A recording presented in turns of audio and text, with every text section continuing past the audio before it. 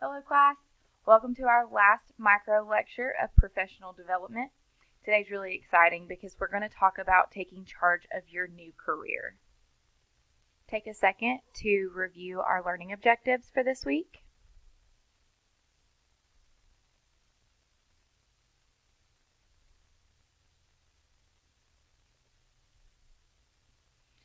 First, we're going to talk about onboarding quickly to your new job. All workers who start new jobs have one challenge in common: adjusting to the new workplace and the new job. This adjustment includes learning to perform specific tasks, learning how your job relates to the business as a whole, learning to work with others, and understanding the formal and informal rules and ways of doing things. Mastering these elements takes time, effort, and training assistance from your employer. Don't expect to achieve top efficiency or have a high impact overnight. It doesn't happen because everyone has a learning curve prior to contributing to the capability level expected for your new role's responsibilities. Experiencing some anxiety while trying to learn so much new information and so many new procedures is normal. Maintaining enthusiasm and eagerness to learn and a positive attitude will help you adjust successfully. Project a positive and competent image. From day one on the job, your goal is to project and maintain a positive, competent image. Transition yourself from the looking for a job mindset to the I got a job mindset. Even though you are new on the job, your immediate manager and new coworkers should walk away from every interaction with you with the perception that you are willing, able, and excited to succeed on the job. Prepare for your first day by getting into the right mindset. Your image projects from three sources: your inner confidence, your outer appearance, and your verbal and nonverbal communication. Your inner confidence. Project a positive, can-do, ready-to-learn attitude. Remember, they hired you because they believe in your ability to get the job done. At the same time, don't start making suggestions on day one of what could be done better or assume you already know everything. Next, your outward appearance. Plan to show up on time or even a bit early on the first day. Prepare the night before with the right clothes, lunch, and transportation. Try to ensure you know where to go and who you will meet first. Bring any forms or additional information requested. And then last, your verbal and nonverbal communication. If you project a negative attitude, insecure, bored, unenthusiastic, unfriendly, or too passive, through your speech, appearance, and actions, this will be perceived negatively even if your work is excellent. Maintain a friendly, interested language and posture. In addition, developing and displaying good work habits also contribute to a competent image. Be ready to do the following: show up to work on time or early. Always communicate unavoidable absences and avoid surprising your immediate manager. Practice punctuality for meetings, deadlines, and assignments. Value others' time and hold yourself accountable to meet goals. Don't procrastinate. Keep your work area neat. Organize your space so that what you need is easy to find. Plan how you will use your time. Don't rely on your immediate manager to keep you on track. Start day one with a planner or other means to keep track of assignments and milestones. Projecting a positive, professional, and competent image from day one gives you a competitive edge. If you start your relationship on the right foot, coworkers and your immediate manager will be more willing to help you succeed, and your learning curve will be accelerated. Once you have the right mindset to approach your first day at work, quickly ramp up your skills and knowledge within the first week and month on the job. During a job interview, you learn general information about the position and the job duties. To perform the work, you need more detailed information. Ask questions during your first month, especially during the first week, to learn about the following 4 areas: your job, skills and processes needed, your organization, and your key relationships. You must gain a complete understanding of your role, including what the basic tasks are, what success and poor performance look like, and what you need to accomplish the task. When you meet with your immediate manager and even peers who are in similar roles, make sure you ask and understand the following. Basic equipment. Make sure you receive all the equipment you need to perform your job as soon as possible. Even if this may be your employer's job to do for you, sometimes you have to proactively ensure everything is in place by contacting administrators and HR yourself. Your job description. Ask for a job description if you don't already have one. A job description typically identifies the specific task and responsibility of the job, the skills and competencies required, the equipment and tools to be used, the expected outcomes and contributions of the organization, and the relationship of the position to other positions within the company. And then lastly, success measures.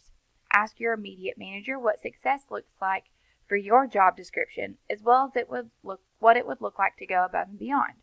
How can you excel? How does your role help your immediate manager achieve success? How does your role help the organization achieve success?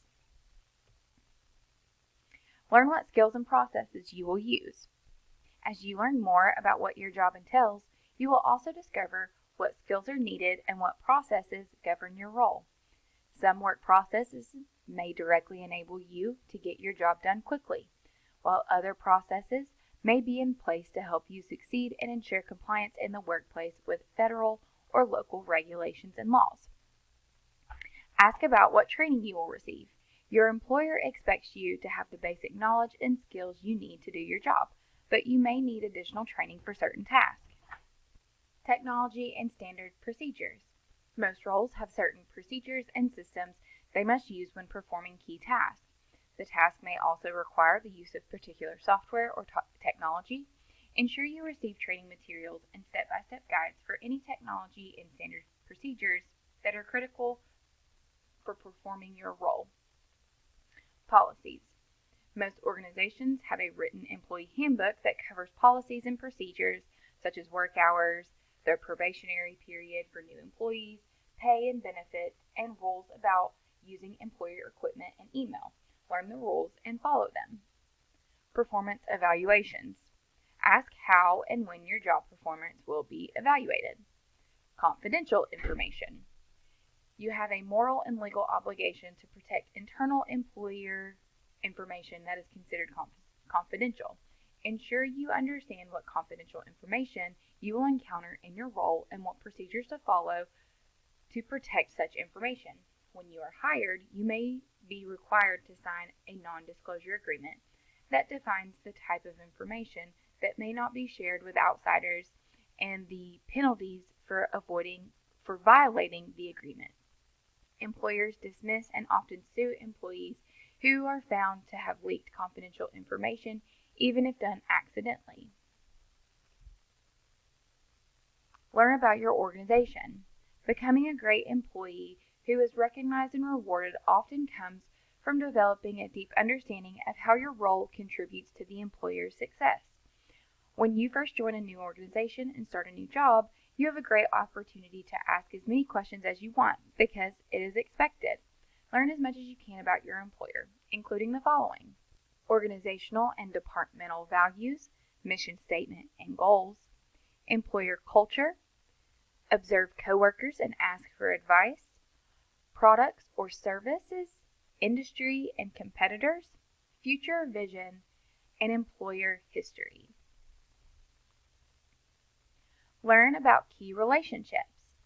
Similar to finding a job, succeeding in a job often hinges on knowing the right people. Furthermore, it is even more important to spend time developing and building these relationships. The following relationships are important to establish during your onboarding in the first few weeks. Your immediate manager. Your immediate manager guides and designs your work plan, measures your performance, and enables you to deliver results. Your immediate coworkers. Your immediate manager may have multiple direct reports in similar roles to you. You may or may not directly work with these coworkers on projects and assignments. Your team members. Who will you be working with to deliver results, if any? Your role may be very individual. In other roles, for assignments and projects, you may have team members that report to other immediate managers in your organization. Internal customers. Who does your work impact when you deliver tasks and results? Those are your internal customers. Coaches and mentors. Who will be training you initially? Who can you go to when you have questions? Coaches and mentors may be informal and people who, in your initial introductions, showed interest in helping you find your way around and learn your role. They may also be formally assigned by your immediate manager. You may also ask your immediate manager for coaches and mentors if you'd like help and don't know who would be a good resource. You can reach out to HR or administrative support. Who do you go to when you have questions on benefits and policies? Who do you go to when you need equipment or technical support? And lastly, leaders. Who is your immediate manager's boss? Who are the top leaders in the organization? Build great work relationships.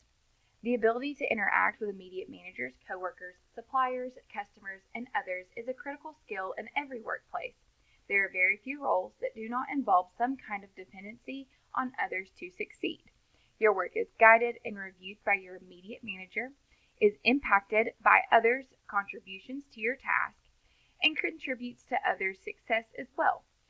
While it isn't necessary to be close friends with everyone at work, do not underestimate the importance of developing effective relationships at work. Develop a good relationship with your immediate manager. A good working relationship with your immediate manager is essential because you need your immediate manager's advice, help, and general understanding to do your work, and because ultimately your immediate manager determines your performance review, rating, and career growth. Depending on your job, you may have day-to-day personal contact with your immediate manager or only occasional direct contact. When you are first hired, however, you can usually count on spending time together. Do not act flustered if you don't understand everything that's being explained to you on your job. Don't be afraid to ask too many questions to ensure you thoroughly understand. At the beginning of your job, this is expected and shows that you are motivated to be successful in your new job. Develop good relationships with your coworkers and team members. The way you relate to the people you work with will influence your career success as much as the quality of your job performance, no matter how skilled or educated you are. As you build relationships, it's important to respect diversity and use your communication skills to build bridges instead of creating divisions. Diversity is important in the workplace because it increases adaptability, allows for greater ability to meet diverse customers' needs, and increases the variety of solutions and ideas available. Do not exclude anyone or treat anyone differently because of factors such as race, gender, age, religion, or physical ability. People from different backgrounds may have a different approach or understanding of tasks than you. It's important to keep in mind that often there is no right or wrong answer. Learn about compensation and benefits. Take time to learn about employee benefits and take advantage of those that can help you save and invest your money. Enroll in benefits programs such as health, disability, and life insurance at the start of your employment, and update your benefit selections according to your employer's schedule. Earn your advancement or promotion. If you like your employer and want to advance in your career there, find out what it takes to get promoted or gain advancement. To grow in your career, you do not always have to move up. You can move across to another role that may grow you in different ways than your career role. By mixing a variety of roles laterally and vertically, you will have a rich, satisfying career with new opportunities, growth, and recognition. Adapt to changes in your employer and your industry. Update your skills and knowledge through education and training. Request training if you are not able to participate. And find informal ways to stay up to date using internet and outside work sources. That's it for this week's micro lecture. If you have any questions, feel free to reach out to myself or your academic coach. Good job, guys.